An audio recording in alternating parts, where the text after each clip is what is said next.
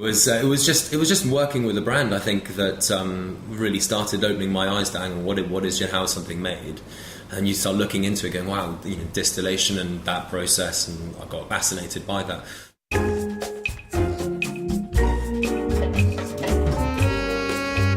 Welcome to the Lush Life podcast. I'm your drinking companion, Susan Schwartz, and I bring you the how-to guide for living one cocktail at a time. Thanks to my mother's love of martinis, the first words I spoke were shaken, not stirred, and I've been obsessed by cocktails ever since. Together, we'll learn from bartenders, brand ambassadors, distillers, and others why certain drinks are popular in certain cultures, how to make the perfect old-fashioned, when to shake and when to stir, and so much more. Hear that sound? It's time to cozy up to the bar and let the fun begin. So here we are at Season 2 with 50 episodes in the bag and a new name, the Lush Life Podcast, to go hand in hand with my new website, A Lush Life Manual, the how-to guide for living life one cocktail at a time. To inaugurate this brand spanking new season, I was lucky enough to sit down with Olivier Ward. After getting tired of drinking tonic neat, he not only added a little gin to it, but also founded the Gin Foundry, the one-stop shop for all things gin. I met him in their tasting room to discover when he took that first sip.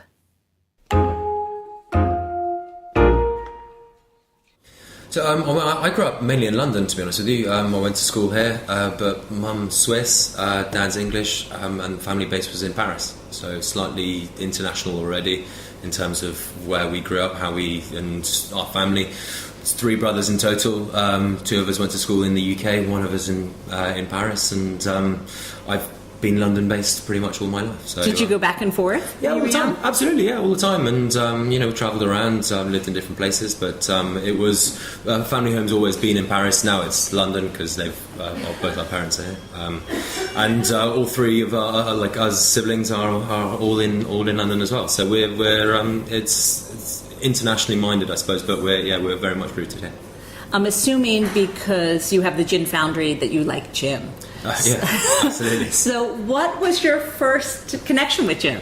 I fell into gin, really did. Actually had it wasn't really, one of those lifetime gravitational pulls to it. Although I think I was probably predisposed from childhood, as opposed to not just from like gin being in the household, but gin's core ingredient, juniper, is really deep forest pine. So when you think south of France, you think holidays, those really huge aromas that come through in big classic dry gins. That juniper, that's really for me that's quite nostalgic and calming in a weird way. But anyway, that aside, so that wasn't a conscious sort of oh, hey, let's get you used to this. No, I fell into it coming out of university. I designed a BA in design product, interactive products, so immersive installations. I made some lights that were, the louder you speak, the brighter they get. So they were conversational lights. So would you shut up if you took the spotlight, basically? So it's a responsive environment. Does the environment that you're in change your attitude? Yes, it does. To the way you interact. So, oh my God, my lights would be so bright all the time. Right. So do you have to change how you then interact with someone around you based on cue information? So it was that, and it was a little installation, and the guys from William Grant saw it. I was then, based off that, I was asked to join and design a design project for their gin brand Hendricks that they had only put to bartenders at the time, that hadn't had a consumer-facing activation. So they had a gin, they had a bottle, they had an idea and an ethos around it, and they kind of said that, and they wanted to take it to a consumer audience. So the challenge then was, who can create stuff for that consumer, like interactive installations, immersive experiences, and so that's why I got brought on board to do a Carriage of Curiosities.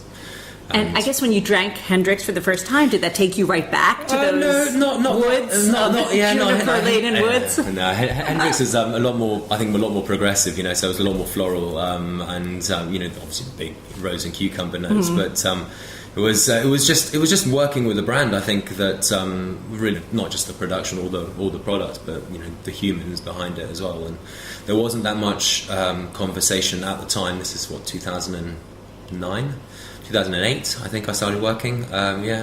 With them, and that was pre-Sip Smith. When you think 2009, for them bringing the human face back to the category, I suppose, and really gave me access to that and an inherent interest in growing. I spent 3.5 years helping, I suppose, Hendricks started off as design and production, then it became, do you want to do some events with them? Yeah, sure. Do you want to do the design, production, events and PR?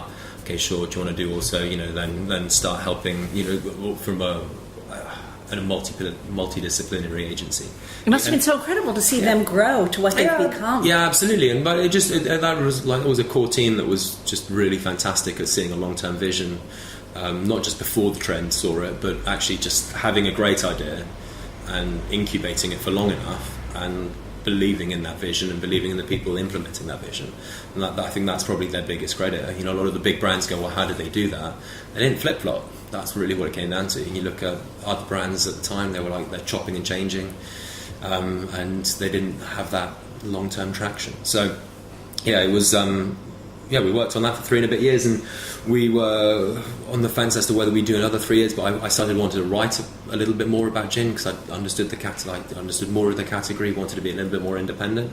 And at that time, having worked as an individual, really became actually into an agency that we'd grown around, that managed to grow around ourselves. So we started working in whiskey professionally, and building brands. Who was we? So Emil and I, Emil joined Anonymous Artists. Yeah, my brother. And so from an individual, I set up Anonymous Artists as a multidisciplinary studio, and from that we grew as a team. Emil came on board. What was Emil doing? Emil was finishing an an advertising degree at BU, and then he'd worked for about a year working on social media campaigns, advertising campaigns, within another London-based agency. So already had that, so quite nice complementary skill set to what we were doing on behalf of clients. And so we chose to work with whiskey clients so that I could be a little bit more impartial, because I'd started writing about gin and just behind the scenes, just a really basic blog. And I was really enjoying it at the time, so we thought, this is a great way to continue on within the drink sphere, continue on what we're doing, and actually develop a passion project on the side that was the Gin blog at the time, it was called. And that blog grew from there in the same way that our whiskey work grew from there. We worked on brands like the Balvenie, like Monkey Shoulder, and helping rejuvenate that brand. And Gin Foundry really wasn't an entity until way later on. It took another 2-3 years. Before we get to Gin Foundry, wait, I want to ask you, when you were young, when you as brothers, what were you drinking in the house? Was it all wine because your family's in Paris? No, there was a lot of wine. I think there was a lot of wine, a lot of beer, a lot of drink, just a lot of good time. It was fantastic family atmosphere always, and that comes with food and drinks. I think food and drink was always at the hub of the home. Kitchen's always been the hub of the home as well, and still is today, and even in all of our flats, I see it now. Actually, it's just essentially extended kitchens everywhere. And when you were at university, uni was a start of gin, but don't forget, gin was butchered more often than not back then. 2007, 2006, 2007. It was really quite difficult to walk into a pub and go, "Can I have a gin and tonic?" and not have something putrid served. Yeah, everyone says it's what their grandmother drank, And so it was. I've never been that big into beer. I find I enjoy it. I don't tend to find it that. It's interesting, intellectually really interesting. Flavour-wise, I'm kind of over it after a pint. So I've always been quite curious as to different spirits, both from whiskey, sometimes gin. There really wasn't that much selection to keep us going. I think looking back, our grandfather used to distill kirsch and cherries and plums and stuff like that. And not as a professional distiller, he was a farmer and amongst many other hats. But so we've always grown up around fortified spirits, and or someone making something in the back room, something fermenting in the corner. Sometimes better than others. We actually found some of these old bottles a couple of years ago, and they were like, I remember our mother. She was saying, "It gets better with time. It gets better with time." This thing had 1980 on it, and 1985. It did not get better. It was vinegar. It was awful. It's one of those things where I suppose when you look back, you start seeing all of these links that you missed beforehand. But it certainly wasn't a conscious, life around booze. So you weren't just a G&T drinker before this? No, but I've always liked gin. And Dan's always been a huge actually more tonic. For him, he's always liked G&Ts, but very much tonic. I've always loved tonic. That really bitter edge, and actually drinking tonic neat with no gin was something that I always enjoyed. And I know it's a bit weird because it is so bitter, but it's something that's probably my sharpest memory from growing up. It's actually Schweppes just on its own, and lots of it. But that was in abundance. So you were like, what can I mix with my tonic instead of what can I mix with my gin? Yeah, completely. But cocktail culture as well has evolved over that time. So it was really at that point where from 2005 through to now, cocktail culture is evolving. So the interest shifts from natural culture and media all around you, from the Tom Cruise era through to the speakeasy eras, and so actually you can see the shift all around you at the same time as my learning and from not just a professional but from I suppose post-university days through to today. Really. Yeah, you kind of graduated into something a little bit more sophisticated. Yeah, and as much as I want to laugh at the Tom Cruise character, so many people I interview say, "Oh, well, I have to tell you the secret that I got into this because I saw Tom Cruise." Everyone saw that, everyone saw. And I wanted to do what he did. But that's really where culture was, and you're thinking about sort of Mai Tais and pina coladas and trashy cocktails, and that's just the reality of what everyone was drinking back then. And that's. Late 90s to 2000 noughties. That's that era of cocktails for better and for worse, and quite frankly, mostly for worse. Yeah. So I interrupted you when you were working on whiskey. So yes, we worked on whiskey, writing about gin. Back to the future. Yeah, writing about gin, and a couple of years ago, I think it was 2013, 2014, we made the decision. Let's try and transition what really had stopped being a blog and started being much more of the start of a company into something full-time. And I say it stopped being just a blog because we had 5 years ago we had an idea talking about it, going, no one has booze-filled advent calendars, that seems stupid. Should we make an advent calendar filled with booze? It was a really simple concept, and we were like, surely someone's done this. And any good idea, someone's done it before, right? No one had done it, and I was like, well, why not? So we actually built a 1 meter by 2 meter giant calendar. And I've seen it on your site. Yeah, and then that got miniaturized the year after Ginvent. It became a product. So it was full bottles the first time? The first time was, it was actually 25 full bottles in Graphic Bar, and that was the first time we did it, and because everyone was like, I love it, but obviously that's like 700 quid's worth of gin. It's massive. You can't really buy it, can you? How did you pick your 25? That was just my favourite 25 of that time. I wanted to show diversity. I wanted to show some of my favourites, but I also wanted to make sure that there was something that I could take within a bar and that they could serve it. Like gin, 25 different. Well, it would have been 20. It was 23 different days because obviously they weren't open Christmas Eve, Christmas Day. But 25 different gins, so they could serve them differently. But we could then online and social do something around them. So I had to have some versatility of makers. And but even when you think 5 years ago, picking 25 gins, sure, quite easy. But actually, compared to now, I was almost representative of a quarter of the category. So it wasn't. It was actually like, oh wow, that's a hell of a lot of gin in one place. Whereas you think 25 gins now, it's nothing. That's just a drop in the ocean. How times have changed. But that project got miniaturized. The next year, we worked with guys at Atom Supplies who own Master of Mould, Drinks by the Dram, to miniaturize it based on demand. And it was a really nice. To be honest, it was a really nice conversation that it is quite naive now when you look back at it, but it's worked for us, so why not?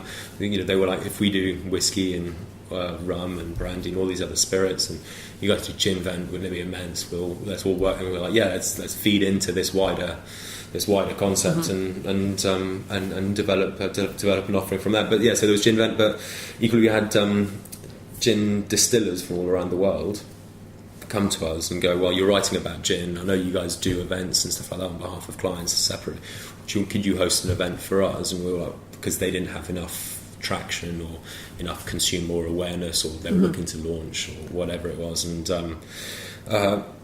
for the most part, we'd been asked this question a few times by a few different, and we just thought, well, hang on, if you guys all got together and just had one event in which you were all there, would you mind? And they were like, hell no, let's go in. And, that's great. They didn't think, this is going to be competitive. No, competitive. No, it's like, no, because they're all small names, and they were like, well, great, if you bring a big audience, then let's bring a big audience. And so Junipalooza was born. And that was really we just thought, well, hang on, you've got 7 or 8 makers, should we just see who else wants it? And first year there was about 22 makers, I think. And how long ago was that, the first year? 4 years ago now. So we had this event that we were doing on the side whilst we were still an agency, and this product, this blog, and we thought, well, that's the start of something amazing. We were having so much fun doing it because it was just an entirely passion project, and we thought, let's over time organically transfer across to make that full time.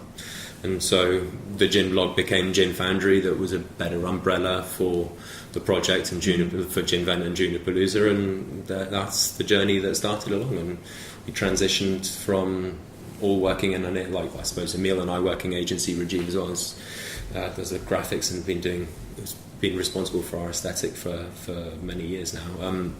Transitioned as well, and taking the team across and building Gin Foundry as it is today. Well, over 3-4 years. And so now Junipalooza, how many were there this year? So we cap it every single time. So we always. So this year there were 55 participants, exhibitors, of which 50 were gins.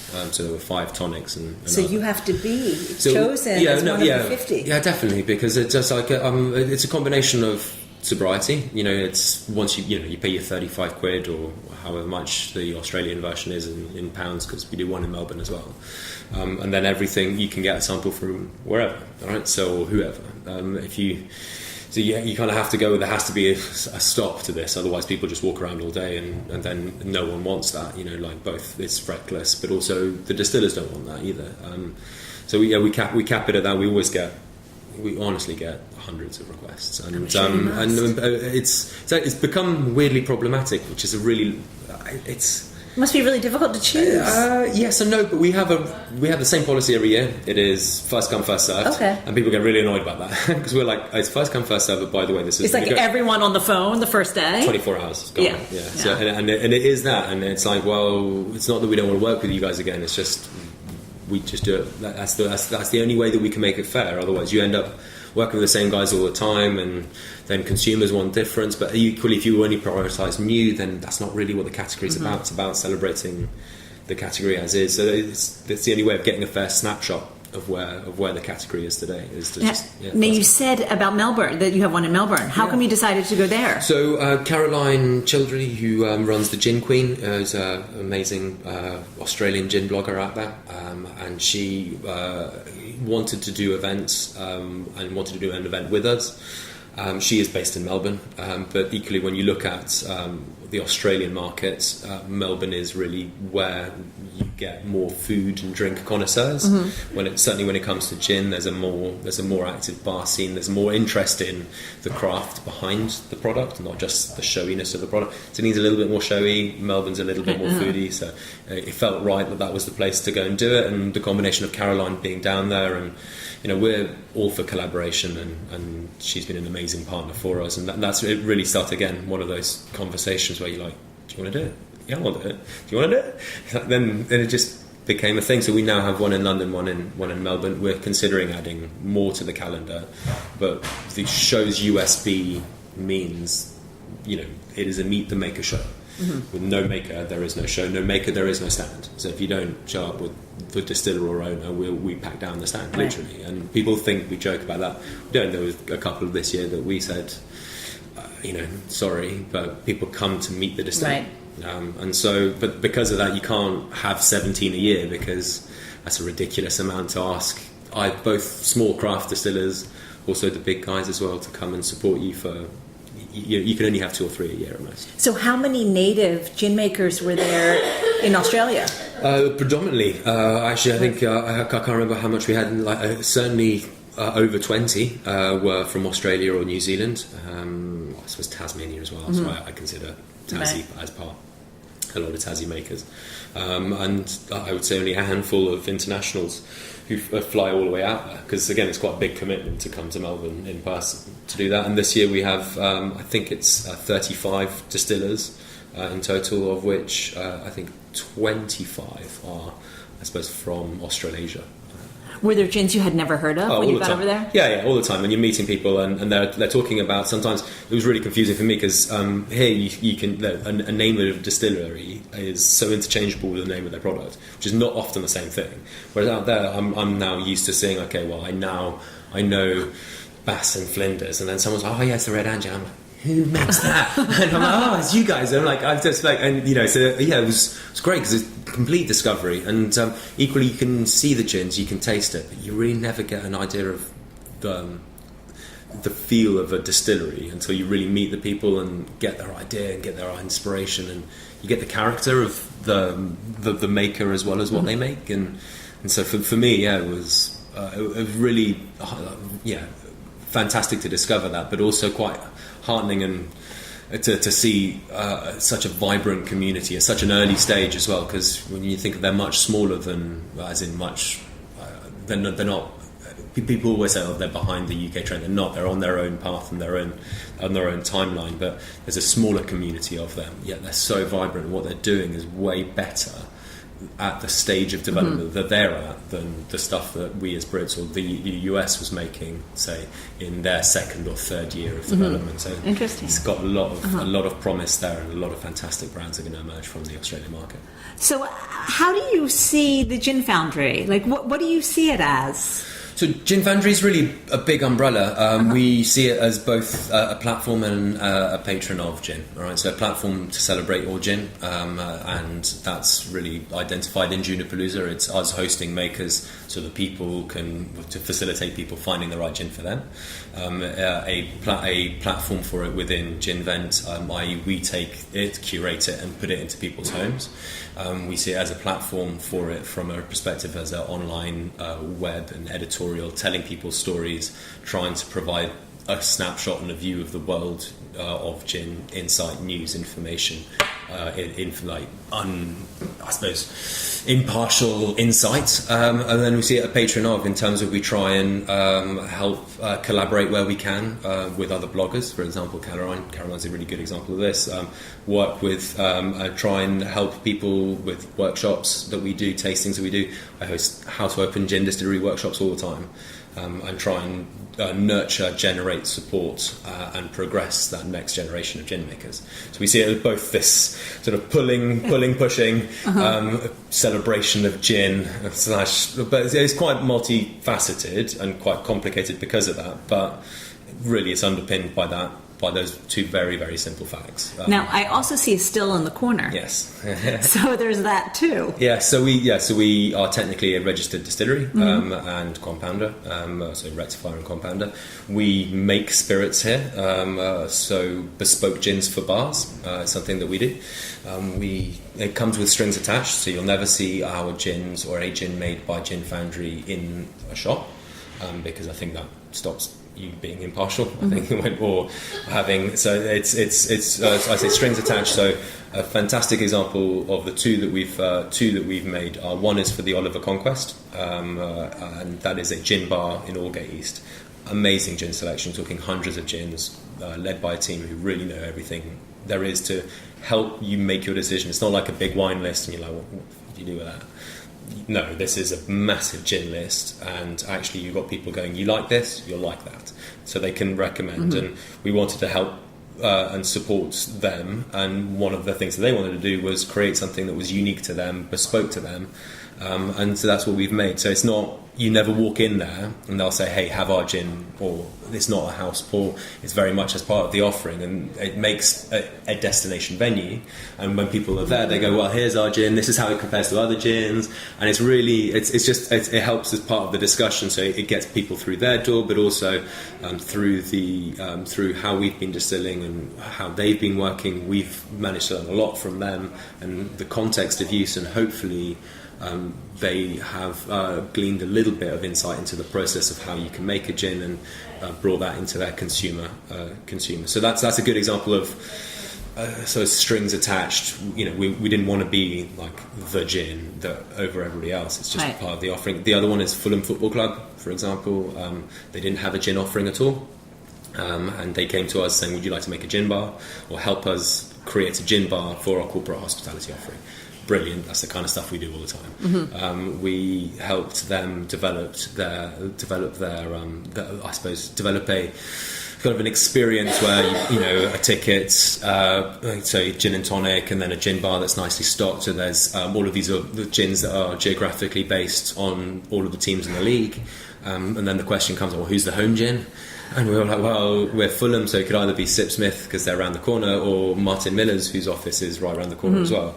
So kind of, and then we're like, well, how about we have our own gin? And we're like, that's absolutely possible, we'll make it. So it's strings attached in that we're promoting the rest of the category as well as theirs. You know, it's not just about Fulham gin, it's about them being the home offering to the away. And there's all of these gins within this gin bar.